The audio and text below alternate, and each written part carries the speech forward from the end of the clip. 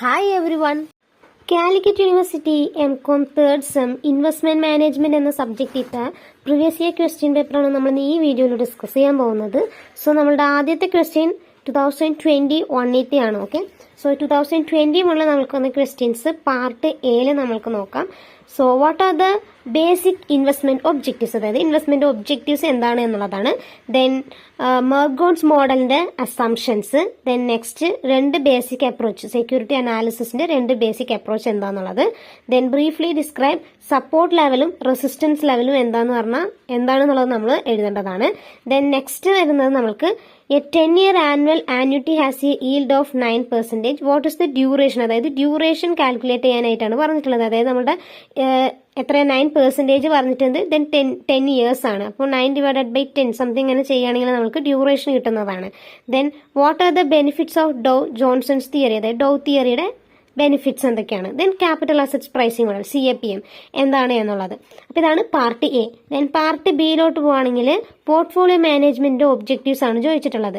Then risk involvement, what are the risk involved in investment in government securities, അതായത് government സെക്യൂരിറ്റീസിൽ involve ആവുന്ന risk എന്തൊക്കെയാണ് എന്നുള്ളതാണ്. Okay, risk എന്ന് പറയുമ്പോൾ നമുക്കറിയാം സിസ്റ്റമാറ്റിക് റിസ്ക്കും അൺസിസ്റ്റമാറ്റിക് റിസ്ക്കും. അതിൽ തന്നെ നമുക്ക് market risk, interest rate risk, തന്നെ പർച്ചേസിംഗ് പവർ റിസ്ക്, അങ്ങനെയുള്ള കുറേ റിസ്ക് ഉണ്ട്. അതൊക്കെയാണ് ഇവിടെ വരുന്നത്.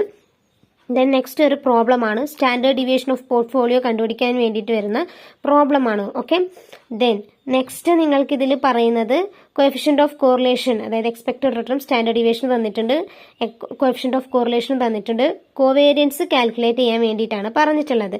ദെൻ അതേപോലെ തന്നെ എക്സ്പെക്ടഡ് റിട്ടേൺ ചേഞ്ച് ആയാൽ എത്രയാവും എന്നുള്ളതാണ് പറഞ്ഞിട്ടുള്ളത്. അപ്പോൾ ഇതാണ് ഇനിയൊരു പ്രോബ്ലം. ദെൻ നെക്സ്റ്റ് വരുന്നത് ഒരു പ്രോബ്ലം ആണ്. നെക്സ്റ്റ് പ്രോബ്ലം എന്ന് പറയുന്നത് എക്സ്പെക്ടേഷൻസ് ആർ ഫോളോവേഴ്സ്, അതായത് നമ്മുടെ പോസിബിൾ റേറ്റ് ഓഫ് റിട്ടേൺ തന്നിട്ടുണ്ട്, പ്രോബബിലിറ്റിയും തന്നിട്ടുണ്ട്. ദെൻ ഇത് വെച്ചിട്ട് നമ്മുടെ എക്സ്പെക്ടഡ് റിട്ടേൺ കാൽക്കുലേഷൻ ആണ് നമ്മളിവിടെ ചെയ്യേണ്ടത്. ദെൻ നെക്സ്റ്റ് എന്ന് പറയുന്നത് നമ്മളുടെ ബോണ്ട് കാൽക്കുലേഷൻ ആണ്. ബോണ്ടിന്റെ വാല്യൂ പറയുന്നുണ്ട്. സോ ഇതിൽ നമ്മുടെ ഡിസ്കൗണ്ട് റേറ്റും പറയുന്നുണ്ട്. അപ്പോൾ ബോണ്ട് വാല്യൂ ഫൈൻഡ് ഔട്ട് ചെയ്യാനാണ് ഇവിടെ. ദെൻ നെക്സ്റ്റും ബോണ്ടിന്റെ കാൽക്കുലേഷൻ തന്നെയാണ് നമ്മൾക്ക് പറയുന്നത്. ഓക്കെ, അപ്പോൾ നമുക്ക് 1 2 3 4 4 പ്രോബ്ലമും 1 2 3 4 5 പ്രോബ്ലവും 2 തിയറിയാണ്. ഓക്കെ, 5 പ്രോബ്ലവും 2 തിയറിയും. അപ്പോൾ നിങ്ങൾക്ക് എങ്ങനെയായാലും ഒരു 2 പ്രോബ്ലം നിങ്ങൾ ഇതിൽ ചെയ്യേണ്ടതായിട്ട് വരും അല്ലേ. സോ അതനുസരിച്ച് നിങ്ങൾ പഠിച്ചിട്ട് പോവുക. ദെൻ നെക്സ്റ്റ് പാർട്ട് സിയിലോട്ട് പോകുന്ന സമയത്ത് 5 വെയിറ്റേജ് ആണ്.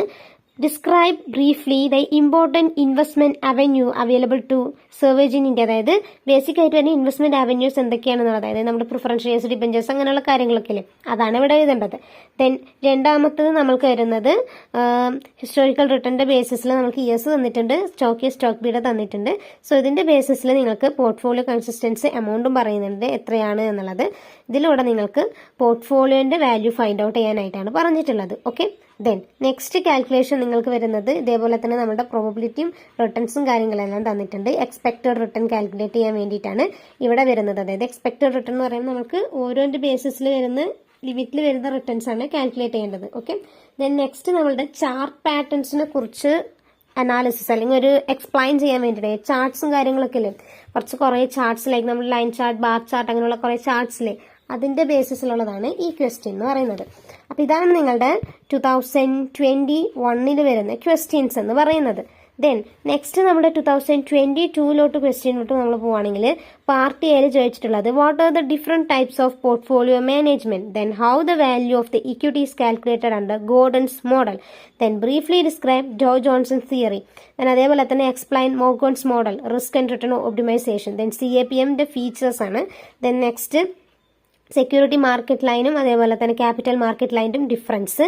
Then next arbitrage pricing model എന്ന് പറഞ്ഞാൽ എന്താണ് എന്നുള്ളതാണ്. പാർട്ട് എ, ഇത്രയാണ് പാർട്ട് എയിൽ വരുന്നത്. ദെൻ പാർട്ട് ബിയിലോട്ട് പോവുകയാണെങ്കിൽ ഇൻവെസ്റ്റ്മെന്റ് ഡിസിഷനെ പോർട്ട്ഫോളിയോ മാനേജ്മെന്റുമായിട്ട് അഫക്ട് ചെയ്യുന്ന ഫാക്ടേഴ്സ് എന്തൊക്കെയാണ് എന്നുള്ളതാണ്.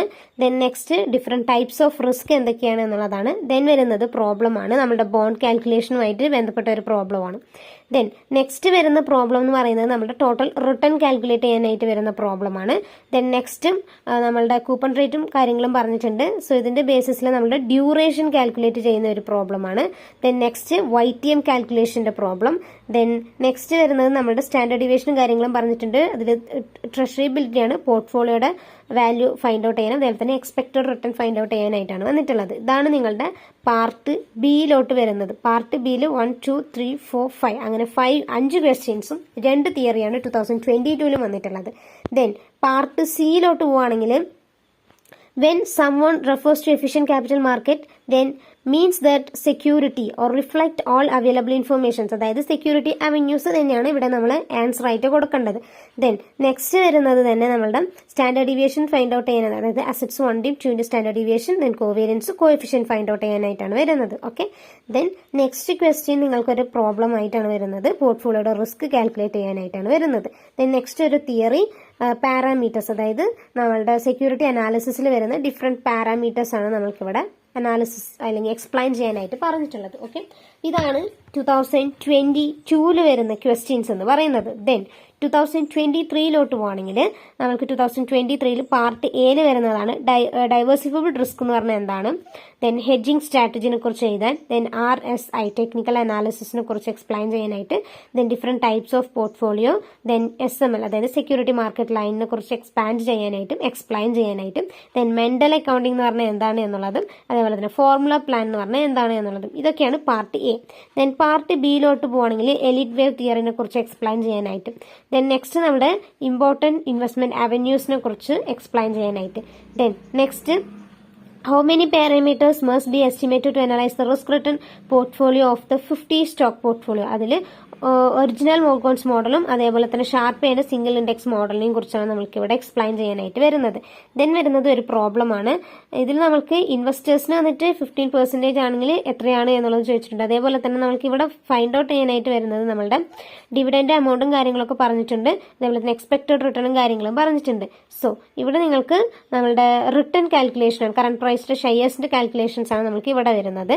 ദെൻ നെക്സ്റ്റ് ഒരു പ്രോബബിലിറ്റിയും കാര്യങ്ങളും തന്നിട്ടുണ്ട്, റിട്ടേണും കാര്യങ്ങളും തന്നിട്ടുണ്ട്. സോ ഇതിന്റെ ബേസിസിൽ എക്സ്പെക്റ്റഡ് റിട്ടേൺ കാര്യം അതേപോലെ തന്നെ സ്റ്റാൻഡേർഡ് ഡീവിയേഷന്റെ കാൽക്കുലേഷൻ. ദെൻ നെക്സ്റ്റ് പറയുകയാണെങ്കിൽ അത് ഒരു പ്രോബ്ലം ആണ്, വാല്യൂ ഷെയറുടെ വാല്യൂ കാൽക്കുലേറ്റ് ചെയ്യാനാണ്. ദെൻ നെക്സ്റ്റ് ഒരു പ്രോബ്ലം തന്നെയാണ് നിങ്ങൾക്ക് വന്നിട്ടുള്ളത്, കറന്റ് ഇയർ എത്രയാണ് എന്നുള്ളതിന്റെ ബേസിസ് നമ്മുടെ മാർക്കറ്റ് പ്രൈസ് കാൽക്കുലേറ്റ് ചെയ്യാനായിട്ട്. ഓക്കെ, അപ്പൊ ഇങ്ങനെ ഇവിടെ 1, 2, 3, 4 പ്രോബ്ലം, 3 തിയറിയും 4 പ്രോബ്ലമാണ് നിങ്ങൾക്ക് ഇവിടെ വന്നിട്ടുള്ളത്. ഓക്കെ, ദെൻ പാർട്ട് സിയിലോട്ട് പോവുകയാണെങ്കിൽ ആദ്യം തന്നെ ഒരു പ്രോബ്ലമാണ് നിങ്ങൾക്ക് മ്യൂച്വൽ ഫണ്ട്സിന്റെ മാർക്കറ്റ് ഇൻഡെക്സ് തന്നിട്ടുണ്ട്. സോ ഇതിന്റെ ബേസിസിൽ നമ്മളുടെ ഫാമേഴ്സിന്റെ ഫ്രെയിം വർക്ക് പെർഫോമൻസ് ഉണ്ടാക്കാനായിട്ടാണ് പറഞ്ഞിട്ടുള്ളത്. ഓക്കെ, ദെൻ നെക്സ്റ്റും ഒരു പ്രോബ്ലം തന്നെയാണ്, ഇൻട്രൻസിക് വാല്യൂ ബോണ്ടിന്റെ ഇൻട്രൻസിക് വാല്യൂ YTM കാൽക്കുലേഷൻ ആണ്. ദെൻ നെക്സ്റ്റ് പോർട്ട്ഫോളിയോയുടെ ഇവാലുവേഷൻ ആണ്. സോ അതിനെക്കുറിച്ചുള്ള പോർട്ട്ഫോളിയോയുടെ മാനേജ്മെന്റ് പ്രോസസ്സും ആ കാര്യങ്ങൾ എക്സ്പ്ലെയിൻ ചെയ്യാനായിട്ടാണ്. ദെൻ നെക്സ്റ്റ് നിങ്ങൾക്ക് വന്നിട്ടുള്ളത് inversely changing market interest rate, so explain with example, അതായത് ബോണ്ട് പ്രൈസിനെ കുറിച്ചുള്ള ആ ബോണ്ട് പ്രൈസസിലെ കാര്യങ്ങളും പ്രൈസ് ചേഞ്ചസിലെ കാര്യങ്ങളും ലൈക്ക് നമ്മുടെ YTM കാൽക്കുലേഷൻസ് ഒക്കെ വരില്ലേ, അതിന്റെ ബേസിസിൽ നിങ്ങൾ എഴുതിയാൽ മതി. ഓക്കെ, ഇതാണ് നിങ്ങൾക്ക് ഇൻവെസ്റ്റ്മെന്റ് മാനേജ്മെന്റിൽ വരുന്ന ക്വസ്റ്റ്യൻസ് എന്ന് പറയുന്നത്. ഓക്കെ, സോ ഇൻകം ടാക്സിൽ ചോദിച്ച പോലെ ഒരു പ്രോബ്ലം 5 ക്വസ്റ്റ്യൻസ് അങ്ങനെ പ്രോബ്ലം ആയിട്ട് അങ്ങനെ വന്നിട്ടില്ല. ഏകദേശം നമുക്ക് നോക്കാൻ പറ്റുന്ന രീതിയിലോട്ടുള്ള പ്രോബ്ലംസും തിയറീസും ഒക്കെയാണ് നിങ്ങൾക്ക് വന്നിട്ടുള്ളത്.